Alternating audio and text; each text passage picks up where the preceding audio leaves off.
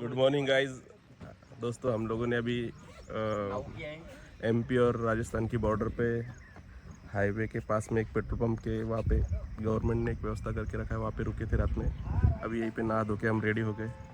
अभी हम निकलेंगे थोड़ी देर से खाटू श्याम जी के लिए। ये सब हमारे दोस्त लोग सब रेडी हो गए। ये हमारे मास्टर भूषण, कैलाश भाई, राम राम सभी को। अभी हम थोड़ी देर में निकलेंगे। तो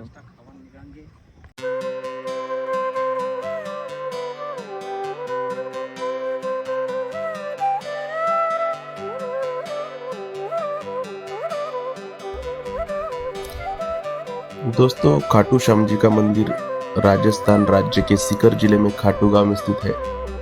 यह एक प्रसिद्ध हिंदू मंदिर है।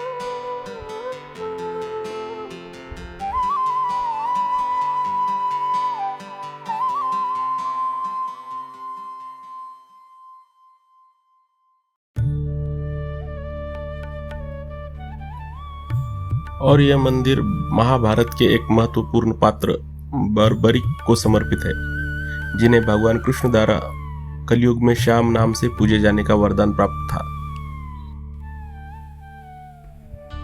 स्थानीय मान्यताओं के अनुसार बार्बरिक ने युद्ध में भाग लेने से पहले स्वेच्छा से अपना शीश भगवान श्री कृष्ण को अर्पित किया था। कहा जाता है कि उनका शीश वर्तमान राजस्थान के खाटू गांव में प्रकट हुआ, जहां एक गाय प्रतिदिन एक विशेष स्थान पर दूध गिराती थी।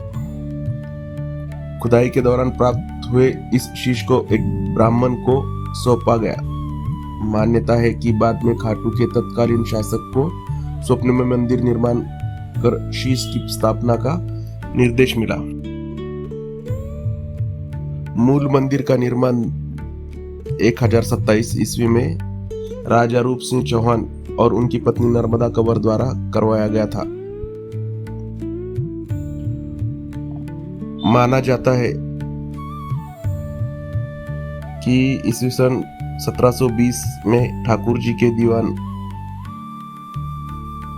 अभय सिंह ने मंदिर का जीर्णोद्धार करवाया। खाटू श्याम जी को हिंदू धर्म में विशेष रूप से राजस्थान और हरियाणा में महत्वपूर्ण देवता के रूप में पूजा जाता है।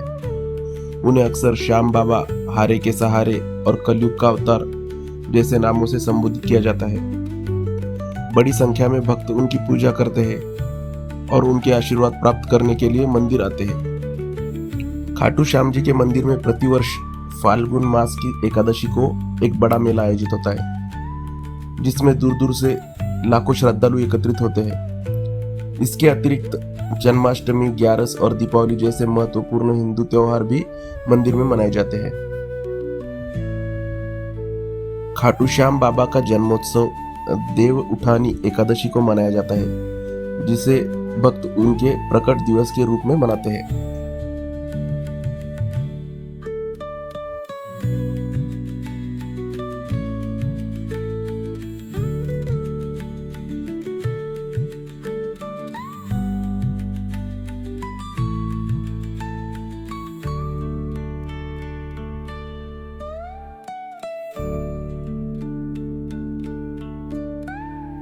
खाटू श्याम जी के मंदिर के शिखर पर फहराया जाने वाला ध्वज, जिसे निशानी भी कहा जाता है, इसका एक विशेष धार्मिक महत्व है।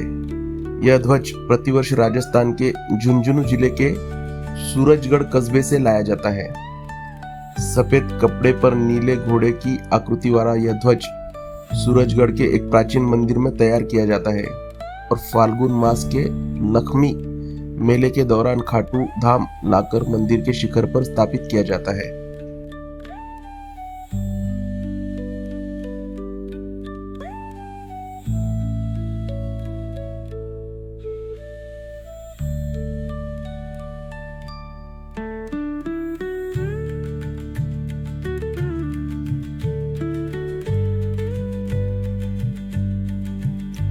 दोस्तों, अगर आप खाटू श्याम जी मंदिर आना चाहते हो तो खाटू श्याम जी का मंदिर जयपुर से लगभग 80 किलोमीटर की दूरी पर स्थित है और यहाँ का नज़दीकी रेलवे स्टेशन रिंगस है, जो खाटू से लगभग 17 किलोमीटर दूर है। रिंगस से खाटू के लिए बस, टैक्सी और अन्य स्थानीय परिवहन के साधन भी उपलब्ध है।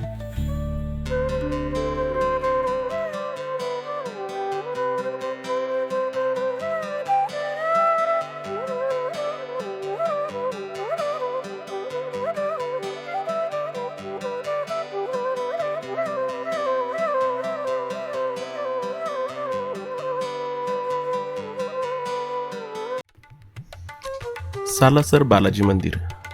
सालासर बालाजी मंदिर भगवान हनुमान जी के भक्तों के लिए एक धार्मिक स्थल है। यह राजस्थान के चूरू जिले में जयपुर बीकानेर राजमार्ग पर स्थित है। वर्ष भर में असंख्य भारतीय भक्त दर्शन के लिए सालासर धाम जाते हैं। हर वर्ष चैत्र पूर्णिमा और आश्विन पूर्णिमा पर बड़े मेलों का आयोजन किया जाता है। भारत में यह एकमात्र बालाजी का मंदिर है जिसमें बालाजी के दाढ़ी और मूछ है। सालासर धाम में आने वाले सभी यात्रियों की सुविधा व धाम का विकास श्री बालाजी मंदिर के माध्यम से श्री हनुमान सेवा समिति द्वारा समुचित रूप से किया जाता है। यहाँ रहने के लिए कई धर्मशालाएं और खाने पीने के लिए कई जलपान गृह यानी कि रेस्टोरेंट है। श्री सालासर बालाजी मंदिर सालासर कस्बे के ठीक मध्य में स्थित है। यहाँ की मान्यता है कि मात्र नारियल बांधने से बालाजी महाराज सभी इच्छाओं को पूरी करते हैं। श्री सालासर बालाजी के प्रमुख भोग। वैसे तो श्री बालाजी महाराज भाव के भूखे हैं। भाव से तो कुछ भी उन्हें अर्पित किया जा सकता है, लेकिन उनके कुछ प्रमुख भोग हैं जिन्हें अर्पित करने से श्री बालाजी महाराज अपने भक्तों की इच्छा पूर्ण करते हैं। वे भोग है बूंदी के लड्डू। बूंदी के लड्डुओं का भोग श्री बालाजी महाराज को बाल्यकाल से ही बेहद प्रिय है। अधिकतर भक्त सवामनी में भी लड्डू का ही भोग लगाते हैं। बाजरे का चूरमा, सादा चूरमा। बाजरे का चूरमे का भोग श्री बालाजी महाराज को उस किसान द्वारा श्री बालाजी महाराज को लगाया गया था जिसके खेत से उनकी मूर्ति प्रकट हुई थी। भक्तों द्वारा आज भी इन्हें बाजरे के चूरमे का भोग लगाया जाता है। पेड़े। पेड़ों का भोग भी श्री बालाजी महाराज को बेहद प्रिय है। केसर पेड़े का भोग श्री बालाजी महाराज को प्रिय है। बेसन की बर्फी। बेसन के लड्डू और बेसन की बर्फी श्री बालाजी महाराज को पसंद है। भक्त बेसन की बर्फी की सवामनी भी श्री बालाजी महाराज को लगाते हैं।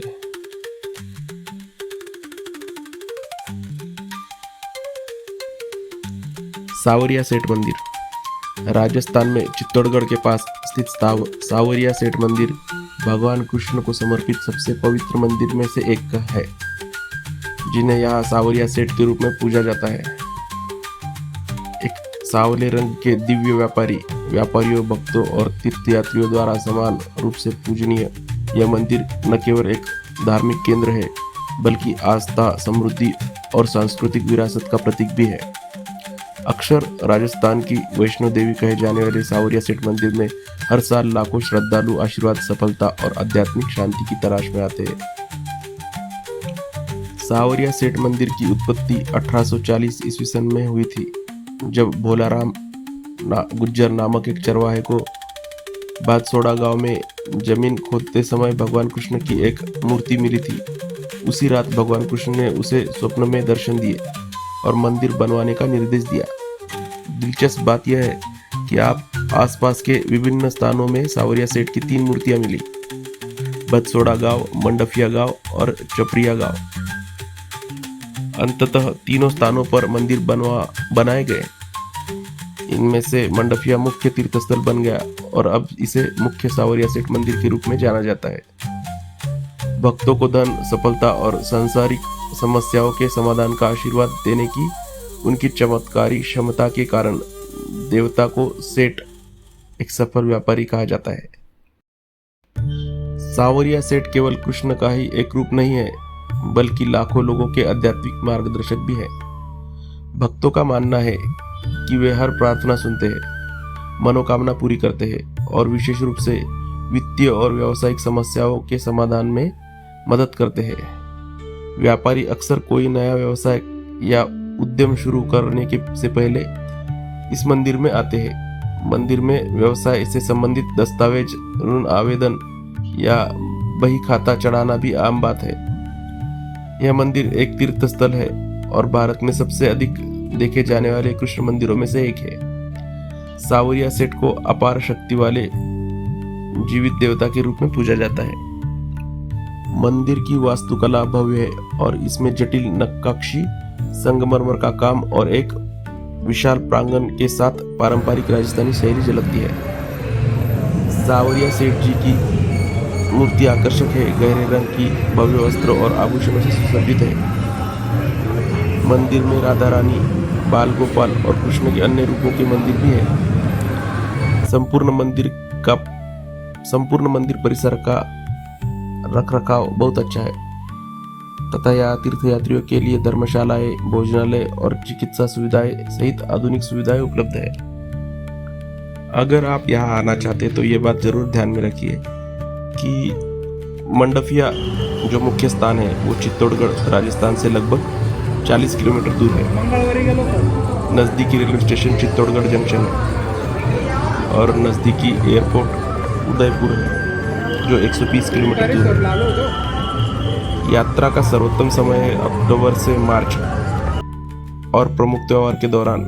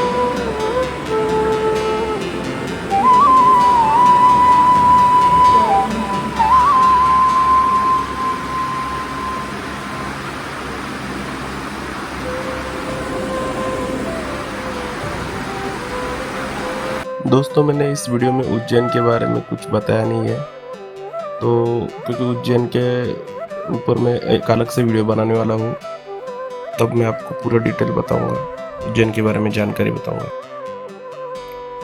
होप आपको ये वीडियो पसंद आया होगा, तो प्लीज़ सपोर्ट कीजिए मुझे, मेरे चैनल को सब्सक्राइब कीजिए, लाइक कीजिए, कमेंट्स कीजिए।